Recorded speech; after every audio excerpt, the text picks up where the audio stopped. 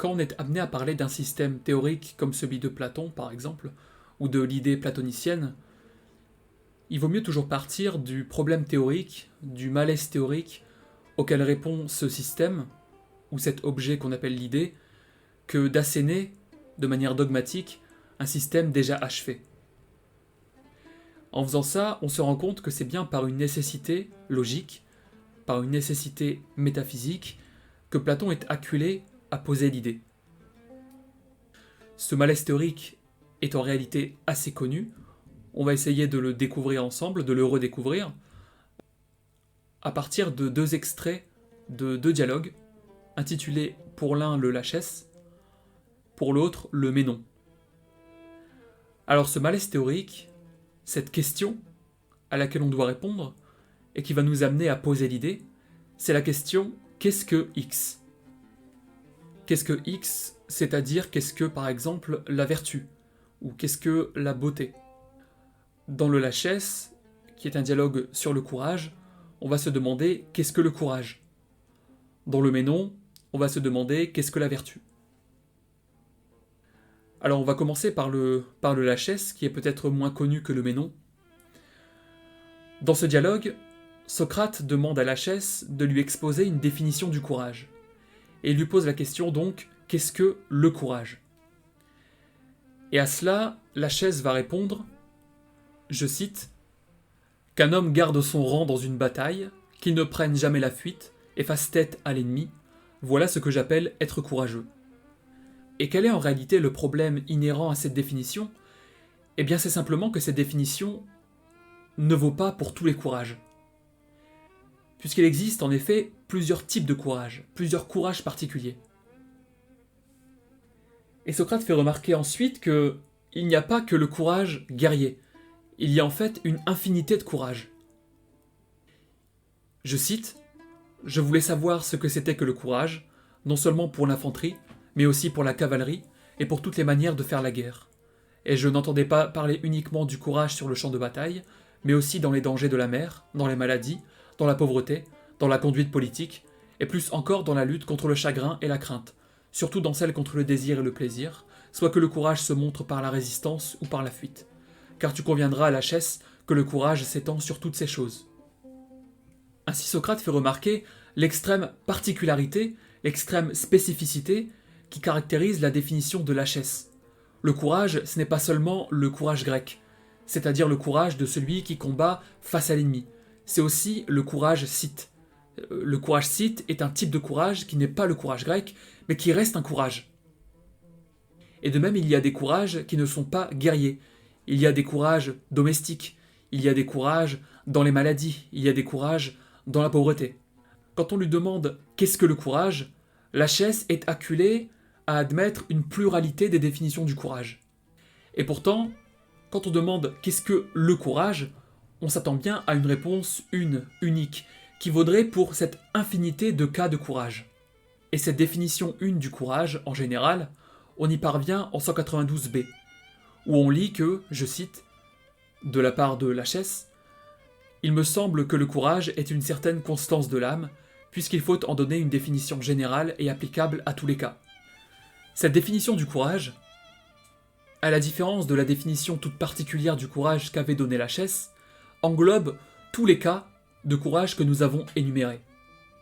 C'est une définition générale, c'est-à-dire qu'elle s'applique à l'ensemble des membres du genre courage. Et cet être général du courage, dont on a donné une définition, on peut l'appeler l'idée du courage. L'idée du courage, c'est cet être, unique, qui correspond à l'ensemble des occurrences réelles du courage. C'est-à-dire que chaque courage particulier participe, d'une certaine façon, de cette idée une du courage. Je voudrais maintenant parler du second exemple, du second texte que je vous ai fourni, qui est peut-être plus connu, qui est un texte du Ménon. Alors dans ce texte, comme on l'a déjà fait remarquer, il s'agit de définir ce qu'est la vertu. Qu'est-ce que la vertu ?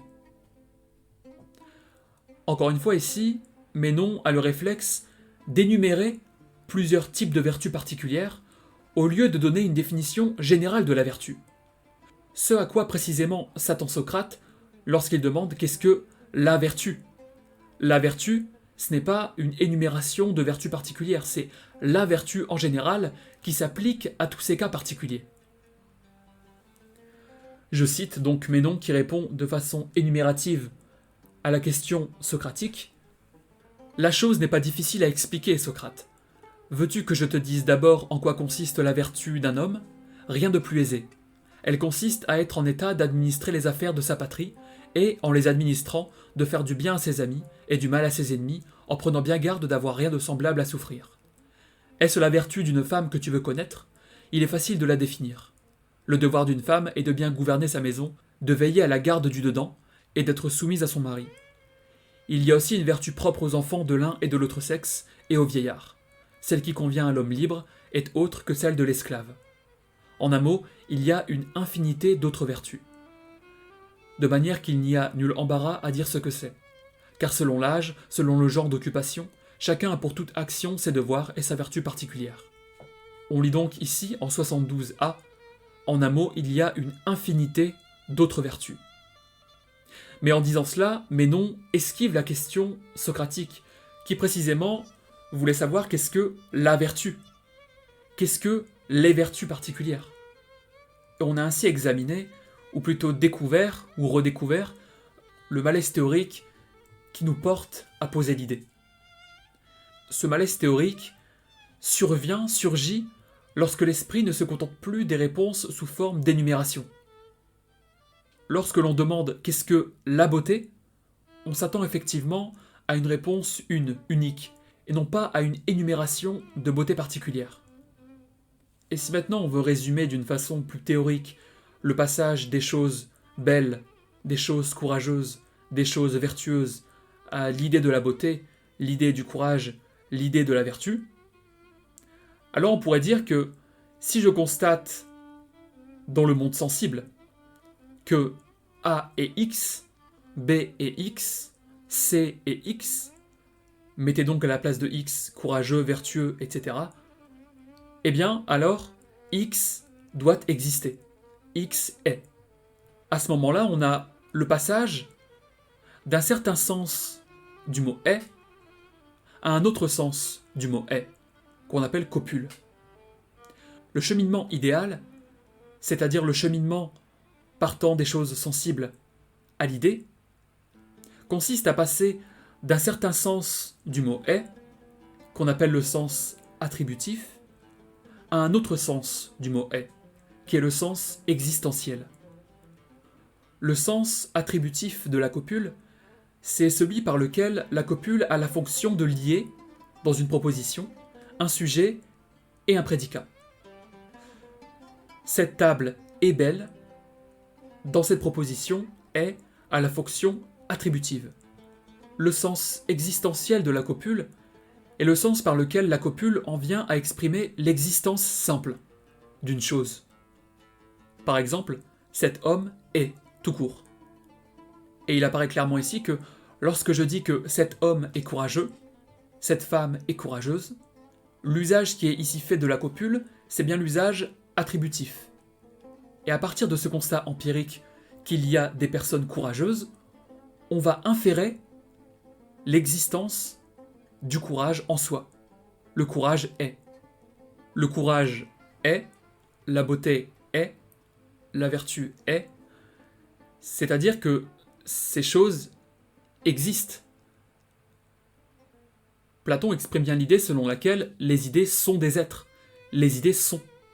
Et elles sont même à un degré plus élevé que les choses sensibles.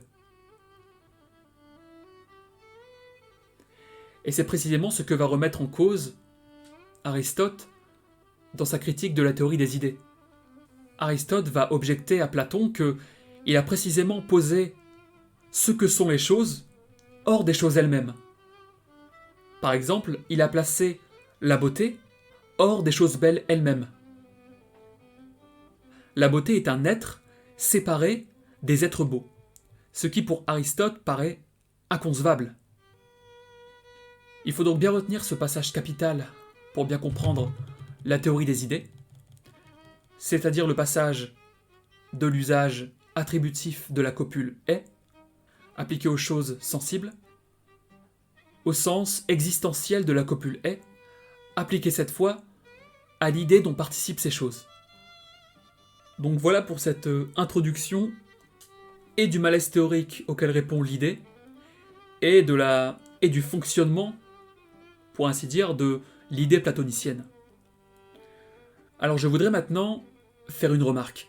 C'est que la théorie de Platon n'est pas réductible à la théorie des idées. Et la théorie des idées n'est pas la théorie de Platon.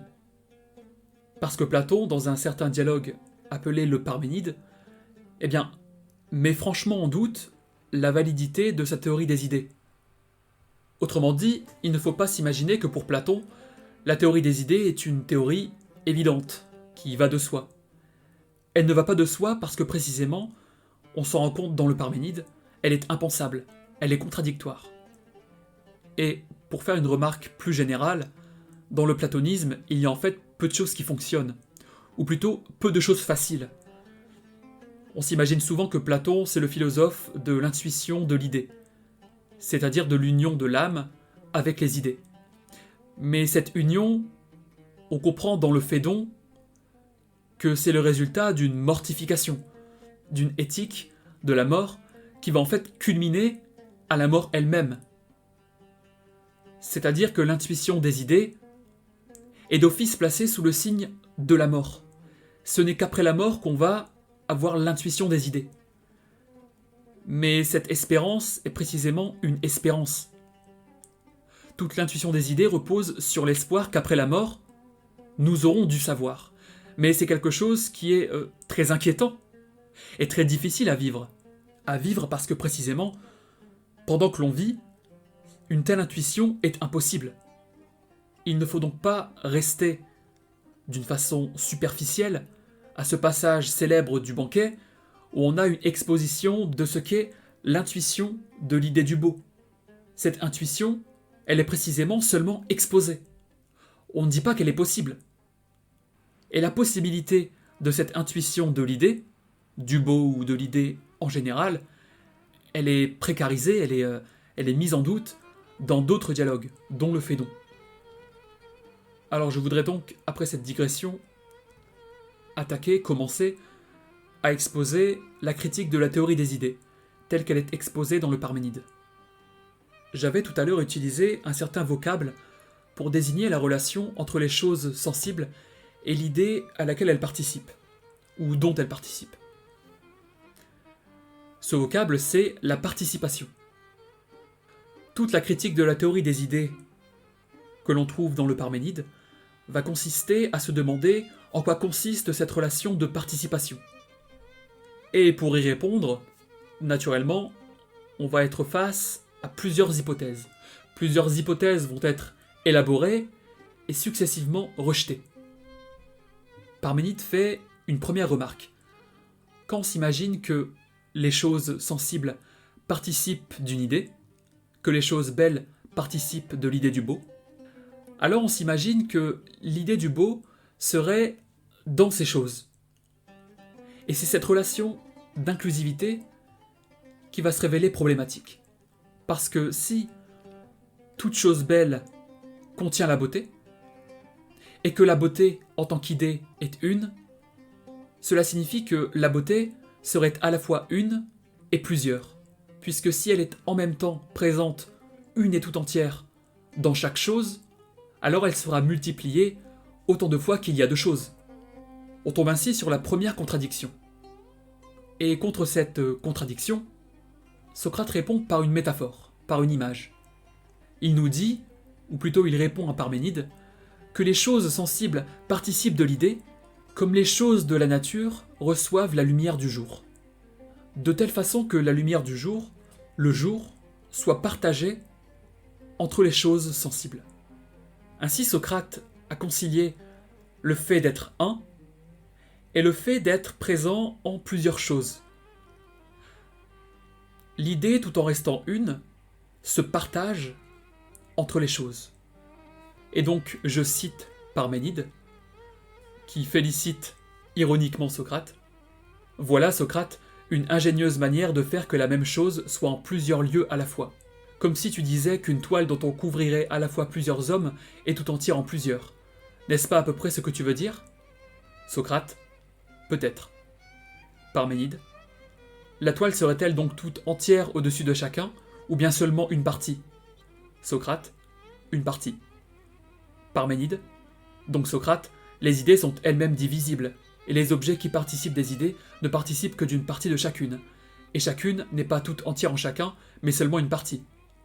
Socrate, cela paraît clair. Parménide, voudras-tu donc dire, Socrate, que l'idée, qui est une, se divise, en effet, et qu'elle n'en reste pas moins une ? Et Socrate répond, point du tout. On comprend donc ici que Socrate, par sa métaphore du jour, n'a fait que déplacer le problème, ou plutôt que répéter le problème. Puisque rappelez-vous, la contradiction provenait du fait que l'idée était à la fois une et plusieurs.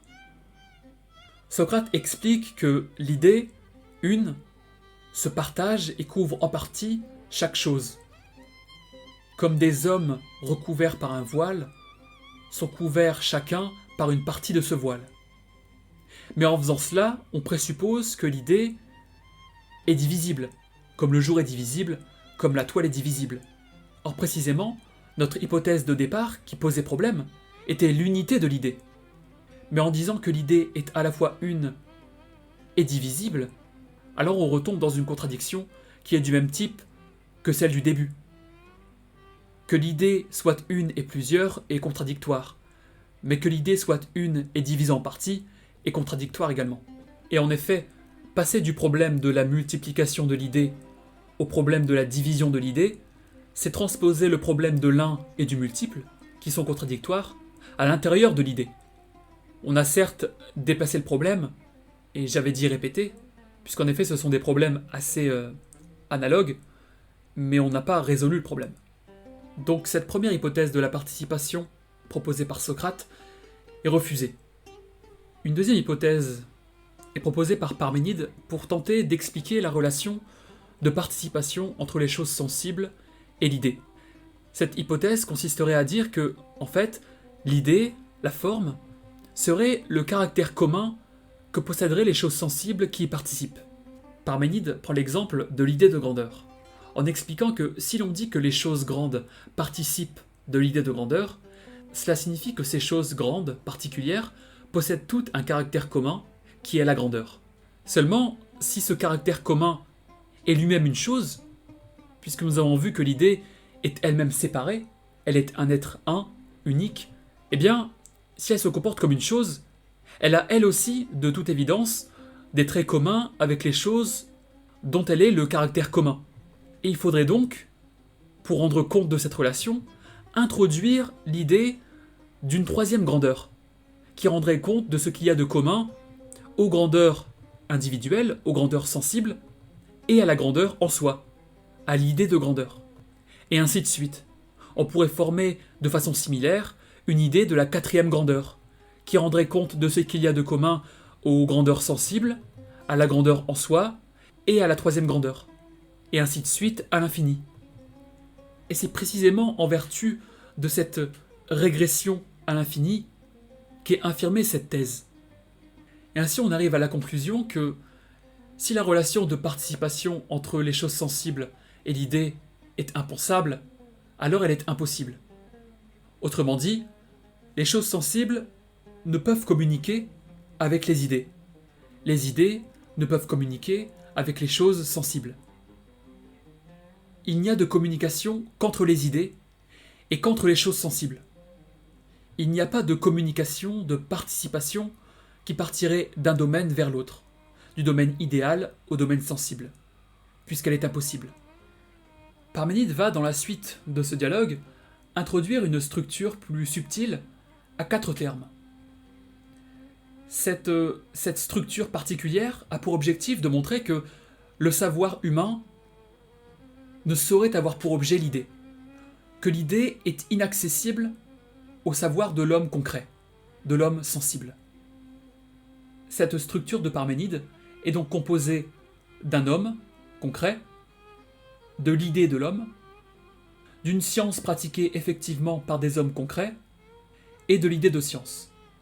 Puisque, comme on l'a fait remarquer, seules les idées communiquent avec les idées, et seules les choses concrètes communiquent avec les choses concrètes, alors il n'y a que la science en soi, l'idée de la science en soi, qui est science des idées. La science effective, la science concrète, pratiquée par l'homme concret, celle qui est parmi nous, ne sera pas la science de la vérité en soi. Ainsi, puisque ce n'est que par l'idée de la science, que par la science en soi, qu'on pourrait connaître les idées en elles-mêmes, eh bien, nous ne connaissons aucune idée, puisqu'on n'a pas part à la science en soi.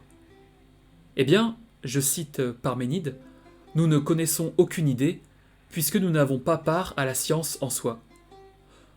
Donc, nous ne connaissons ni le bon en soi, ni le bon en soi, ni aucune de ces choses que nous reconnaissons comme des idées existant par elles-mêmes. Voici donc établie l'impossibilité de toute connaissance humaine des idées. L'idée, ce n'est pas l'objet de l'intellect humain. Au contraire, l'idée, c'est l'inconnaissable. C'est l'inconnaissable pour nous. Mais Parménide ne s'arrête pas là, puisque dans un second temps, il va démontrer l'absurdité de cette thèse de la séparation des idées et des choses concrètes par un argument théologique. Tout d'abord, Parménide établit que la science des idées en soi, c'est-à-dire la science en soi, est de beaucoup supérieure à la science concrète, des choses concrètes. Elle est, je cite, beaucoup plus exacte et plus parfaite que la science qui est en nous. Dès lors, si une telle science doit exister, elle ne saurait être que l'apanage d'un Dieu omniscient, tout connaissant. Je cite, « Ne penseras-tu pas que c'est à Dieu seul et à nul autre que peut appartenir la science parfaite ?» Mais, problème, si Dieu possède la science en soi, puisque la science en soi est la science des idées en soi, puisque les idées n'interagissent qu'avec les idées, eh bien Dieu serait ignorant des choses nous concernant, des choses humaines, concrètes, pour nous. Et cela, dit Parménide, est absurde, puisqu'on ne saurait ôter à Dieu omniscient une connaissance, quelle qu'elle soit. Voici donc un résumé de la critique élaborée par Parménide, ou plutôt par Platon prenant la voix de Parménide, de la théorie des idées. Je vous invite du coup à lire les textes que je vous ai joints pour éclairer certains points et pour avoir une connaissance plus précise de l'argumentation de Parménide et de Socrate.